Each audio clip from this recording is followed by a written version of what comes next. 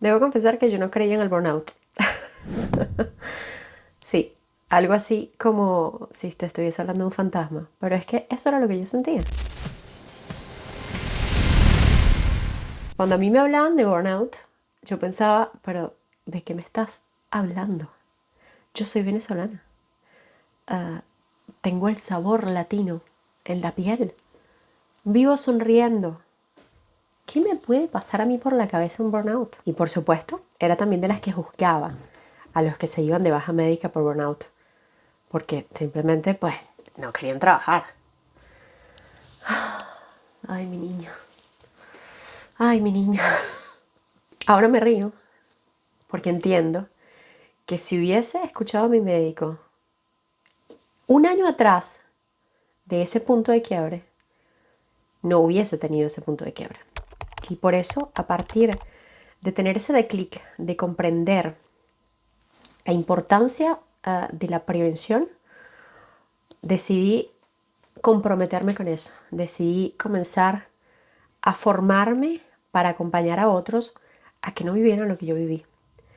Y es difícil, porque yo sé que estoy en un punto en el que tengo que hablarle a personas que tenían en su cabeza lo que yo tenía en ese momento. Es decir, el burnout no existe. Esa gente floja que no quiere trabajar. Imagínate lo que estoy tratando de hacer. Hablarle a esas personas y decirles, sí, tú que no quieres ver para dónde vas, eres quien más necesita esta información. Porque sí, hay personas que ya están buscando, ya quieren hacer algo, ya están conscientes de que lo que están haciendo hasta ahora no es suficiente. Y me encanta que lleguen esas personas a mí, por supuesto. Pero creo que las personas que más lo necesitan, estoy convencida de que son las personas que más lo necesitan, son aquellas que no lo reconocen. ¿Por qué? Porque son las que muy probablemente vayan a tener un inevitable crash. ¿Y qué es un crash o a qué me refiero yo con un crash? Un crash, vamos a definírtelo partiendo de mi crash personal.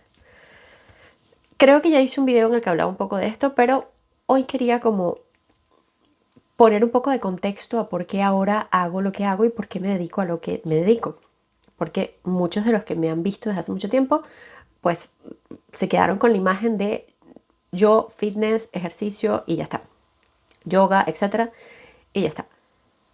La cuestión es que yo me refugié para mí lo que me hacía mantenerme durante estos años, porque es cierto que el burnout se fue desarrollando, se fue incubando específicamente en mi último trabajo, pero ya yo venía siendo yo de toda mi vida. Entonces eso también es un factor predisponente.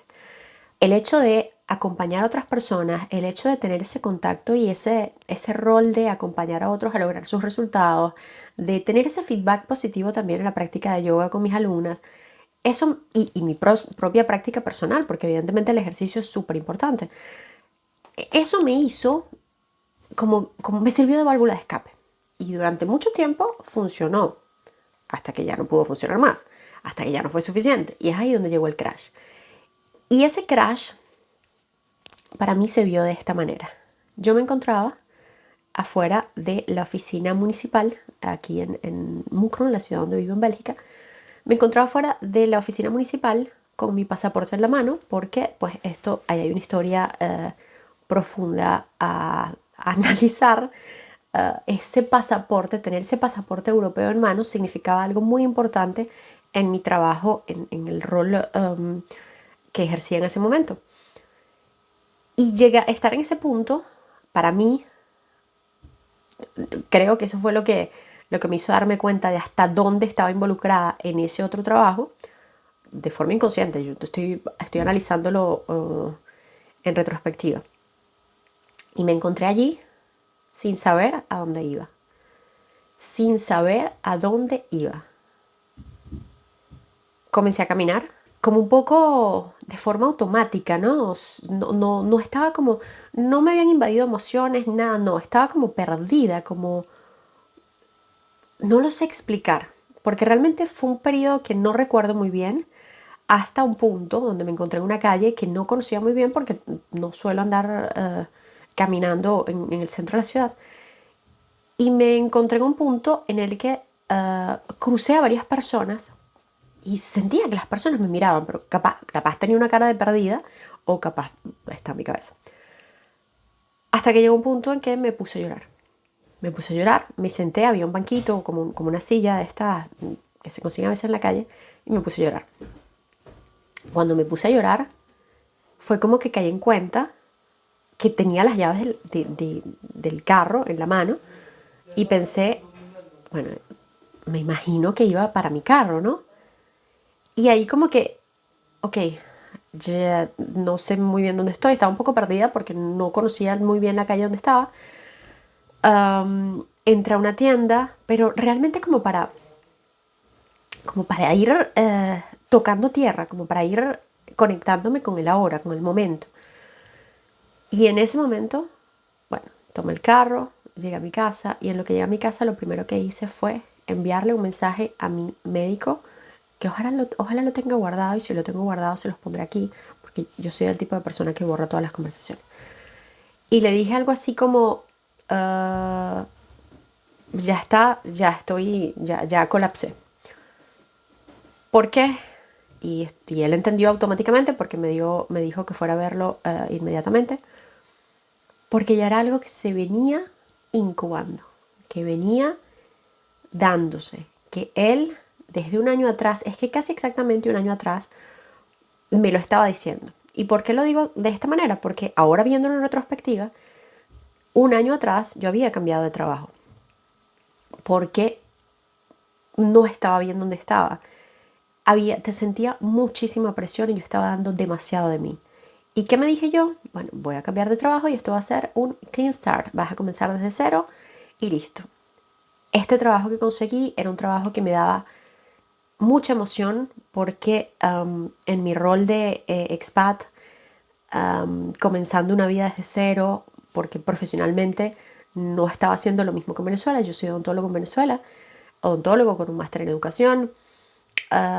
Mi vida era muy distinta y aquí, pues gracias a otras habilidades y a otros conocimientos adquiridos en el día a día y en la vida, llegué a este trabajo en comercio internacional, a ser product manager de una empresa que se dedica a la importación, una empresa muy, muy, muy grande y con un portafolio de productos increíble.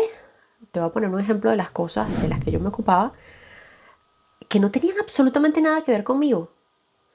En el rol de Product Manager yo venía ejerciendo un cargo de responsable de compras y en el rol de Product Manager me hubiese podido desempeñar muy bien si no me hubiese metido en un sector del que no conocía absolutamente nada. Porque es que no tenía, yo me decía, ay, ¿qué importa que no tenga afinidad con el producto? Lo importante es que haga bien mi trabajo, lo importante es que negocie, que las negociaciones sean correctas. Sí, pero cuando me tocaba tener un cliente de estos grandes que necesitan información extra, ustedes no se imaginan lo que yo tenía que sufrir para poder explicarle cosas que yo tenía que entender primero.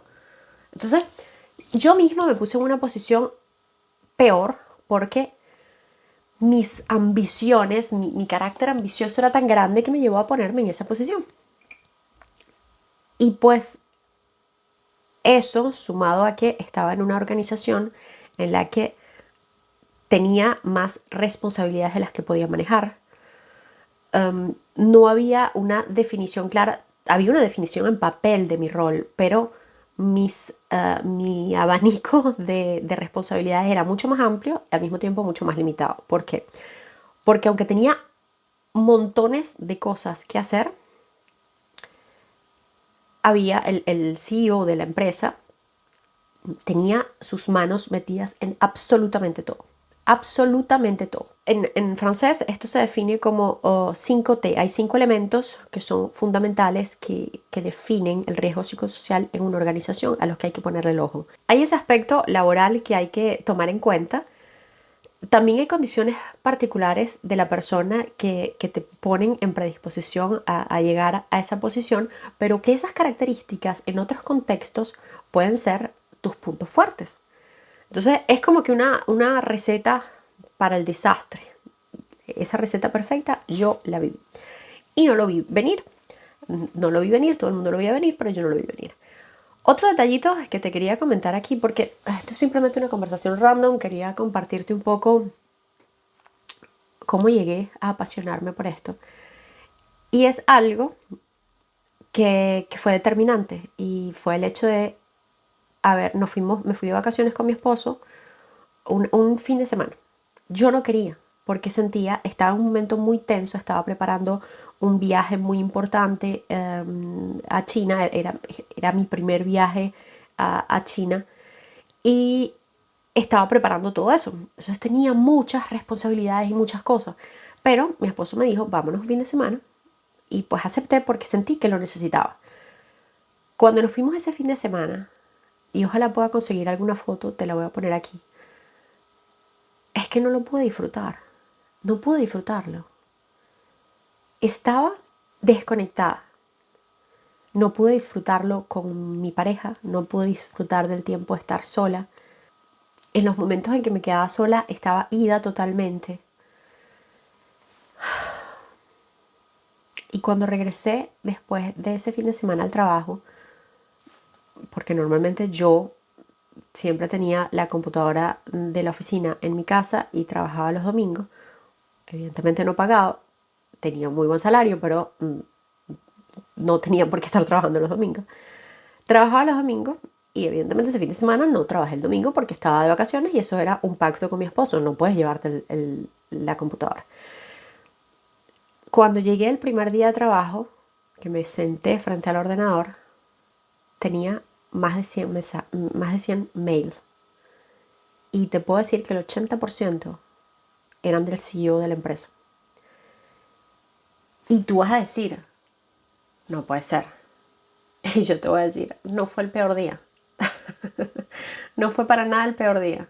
Eso era algo ya normal. Pero en ese momento lo sentí tan pesado, tan pesado.